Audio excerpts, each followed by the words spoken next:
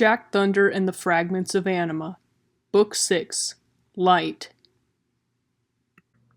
Chapter 9, Parting the Sea. Saturn paused only for a split second before resuming his onslaught. At this point, he was just swinging blindly into the void. He could see nothing except for the faint lights of each of the fragments. The wendigos even filled the air. Droplets of black ink swirled like volcanic ash in front of his face, making it impossible to see anything. The Valkyrie collapsed, getting down on one knee. He looked over to Excalibur. "Well, whatever you're planning, we could really use it right now." That's when he noticed the glow around the sword began to change. From its golden yellow, it turned the whitest of whites. As its gleam grew brighter, the surrounding storm calmed. It still raged all around, but it seemed to avoid him as if he were standing in the eye of a hurricane. Saturn hopped off the rock he stood on. The Wendigo sea parted around his feet, exposing the rocky ground below. Excalibur was using its magic to repel the Wendigos. He could walk freely now. He called out for the others. Guys, where are you?" "Saturn, you're okay!" Buckthorn exclaimed. "Yeah, Excalibur's protecting me. Come over here!" As soon as she, Jack Thunder, and Pure Eternus stepped under Excalibur's protection, something strange happened. Stormbringer and the Sea Stone began to glow a bright white as well.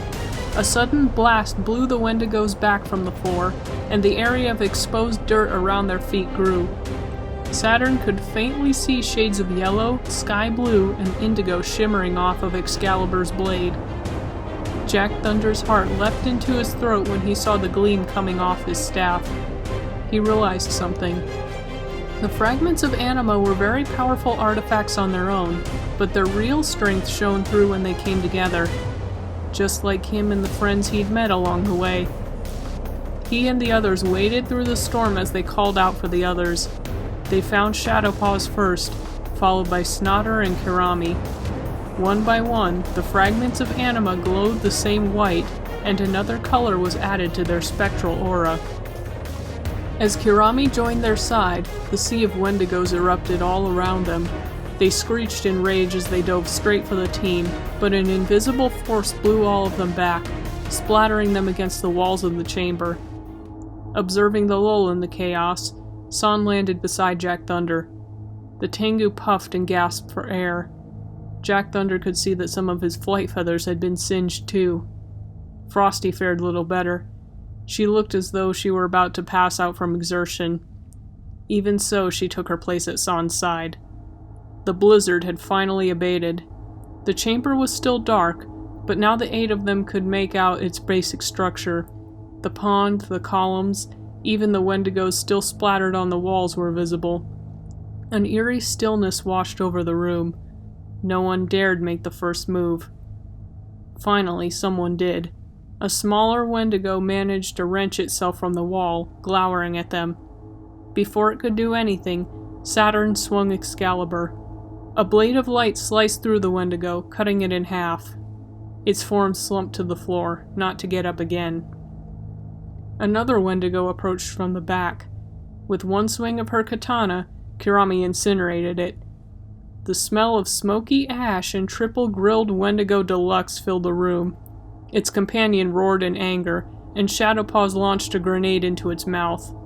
The Shadow Demon exploded, sending a shower of Wendigo substance and laughing gas down onto the team. Shadowpaws wiped the foul black liquid off his face with the back of his paw. Even in this state, the Wendigos would just not give up.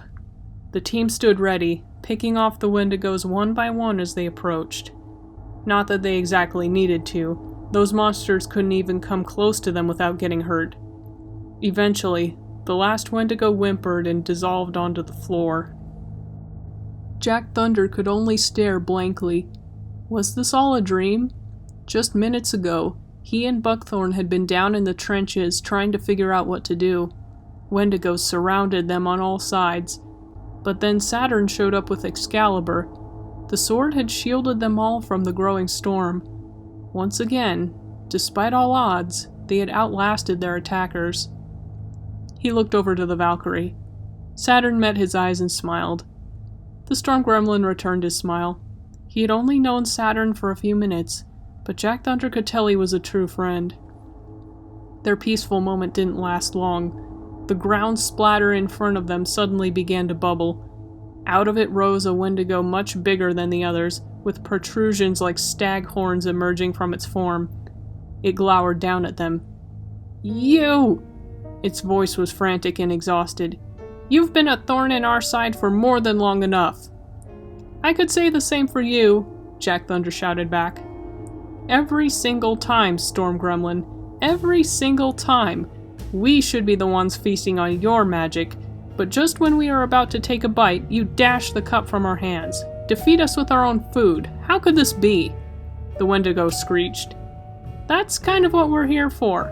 What makes you think you deserve our anima anyway?" "Deserve? Who taught you anything about that, Storm Gremlin? There is no deserve in our land. Just eat or be eaten. Now stand still while I destroy you."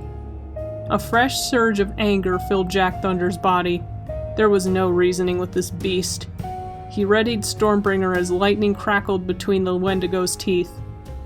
Jack Thunder heard a screech as something tackled the wendigo to the ground. He and his friends scattered. The wendigo thrashed about, trapped in the center of all the young heroes and their anima fragments.